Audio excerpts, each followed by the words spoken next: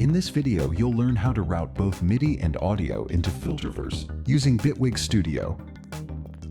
Filterverse can receive both audio and MIDI at the same time, unlocking powerful features such as MIDI note and velocity modulation, retriggering the ADSR, LFO, and random generator, tuning the internal oscillator, and even sample-accurate MIDI CC automation for all parameters.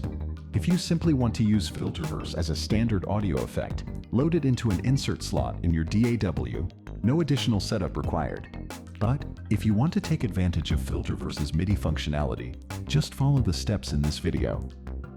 Start by creating a new audio track and placing your audio file on it. Add Filterverse as an effect on that track. Next, create a new instrument track. Click on the output menu of the instrument track and select the audio track with Filterverse on it.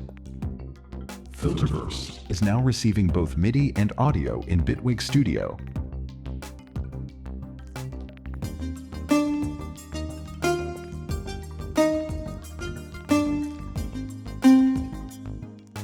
To get notified about new tutorials like this one, as well as sound design demos and walkthroughs, make sure to subscribe to our channel and click the bell icon. You're also invited to join our Discord community. You'll find the link in the description below. Thanks for watching, and enjoy your journey through the expanding Filterverse.